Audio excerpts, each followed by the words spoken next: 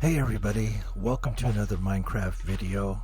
I wanted to go over the early game pre-plastic power systems that you can set up in basic machinery. Now, none of this requires plastic, which is sort of like the second tier generators require plastic, but none of these require plastic. This is all just basic material that you would be able to get, just from doing a good mining session, going down into a cave and getting all the stuff that you need to set it up. So I've got them listed here, sort of, I guess, in a higher, going from low to high, although the wind generators actually are really good. They'll generate a lot of power depending on the height. Now the wind generator will generate the power system in basic machinery is RF. So the windmill will generate half the block height. So if it's 30, it'll generate 15. If it's 40, it'll generate 20. But we're on a flat world here, so it's generating nothing. So on a flat world, it's pointless. But it is if you are setting up your base in, say, a mountain, for example, it'd be very good to do. Now the quantum miner, this is important. The quantum miner requires 100 RF per second. So just keep that in mind as we talk about these, because if you want to generate a resource every second, you'll need to generate at least 100 RF with these different systems. So the first one I want to talk about here is just the simple solar. It's just the basic solar. It will generate 5 RF per second, not per tick, but per second. So you need quite a few of these in order to power.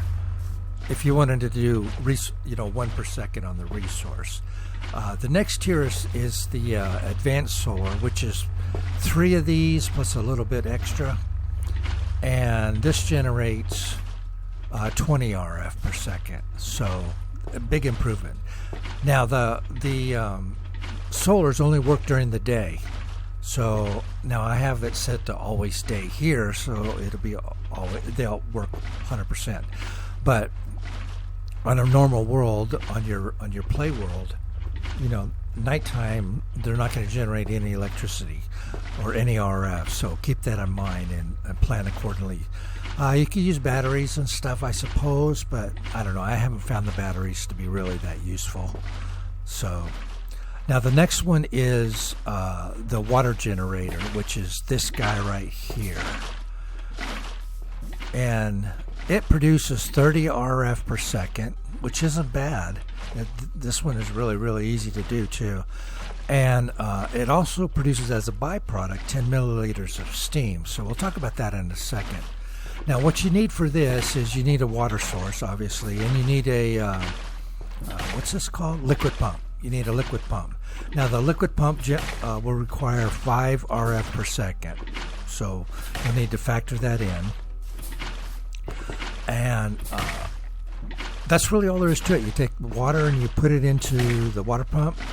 It generates RF and powers the quantum miner. Now, what you can do, though, since this produces the texture isn't showing up here for some reason, a little bug there. Hopefully he'll fix that.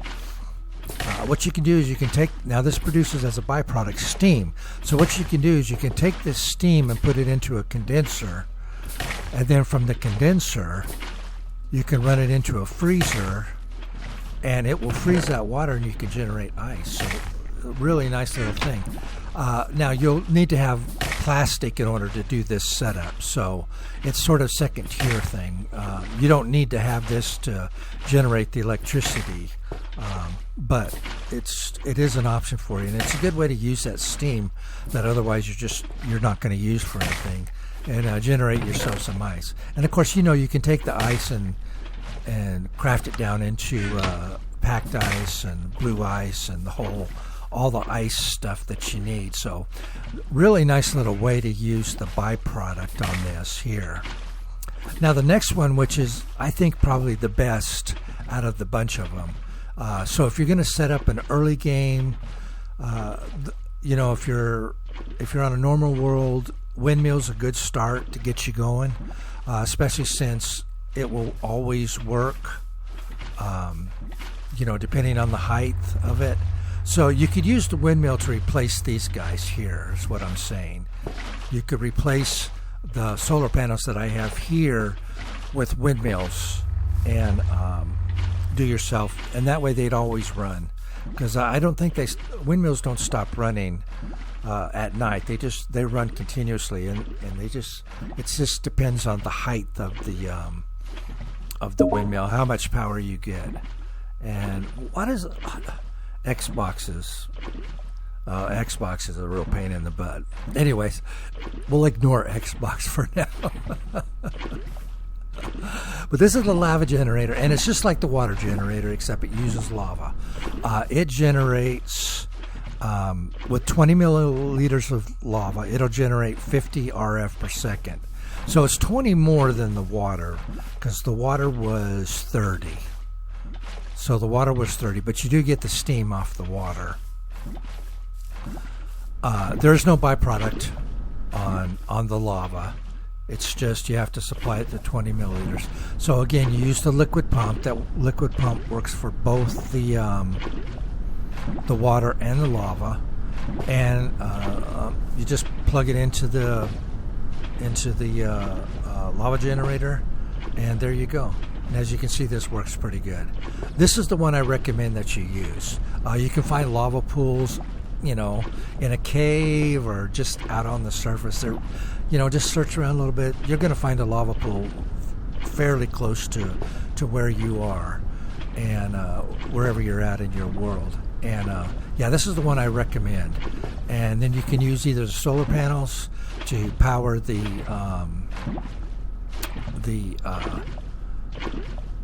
liquid pump, which is again only 5 RF per tick. So you could use one of the little ones here if you wanted to do that, or use a windmill. I would recommend using a windmill for this stuff rather than the solar panels, but it just depends on what you want to do. But this is the one I would recommend you going for early game, before you get to the tier 2. Now in the tier 2 you have things like the oil generator, which is really good. That's a good early game. Once you get plastic, you need plastic for that. The geothermal happens to be my favorite. Is the geothermal. I think that's probably one of the best ones. But of course, we also have in this pack, we have a nuclear generator, which is kind of the top tier. And you eventually get to the nuclear generator, and we'll get to that eventually. I'll do a video on that eventually, how to get a whole complete setup on that going. But anyways, that's it. That's real simple. Nothing complicated on any of these. You got a bunch of options early game. Again, this is all basic resource, except for the freezers and condenser and stuff. That's sort of an extra. You don't need that to start with. But one good mining trip down in the cave, and you can set it up. I recommend the lava generator, but you could use whichever one you want. And all of these will work for your early game setup. And the idea is just to get your resources going. Get your resources coming in, and for the early game. And once you get your resources built up, then you can progress to the next stage. Would be this is your early game setup. The next stage would be then doing the plastic and the silicon, because you need both of those for the second tier items. You need the plastic, and then third tier, of course, you need the circuit boards and the advanced circuit boards, and those require silicon. So the next tier up would be doing your plastic factory and your silicon factory and getting that going. But what you want to do is build up your resources first, and this is a good way to do it. So you could set up, none of this stuff is overly complicated. So you could set up 2 or 3 of these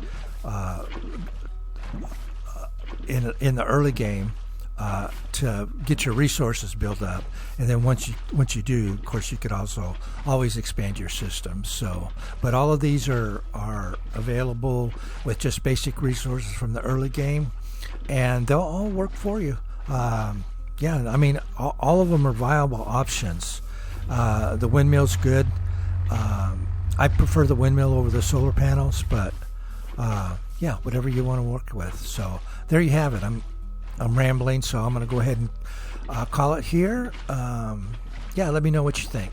Appreciate you watching, and I will see you in the next one. Bye-bye now.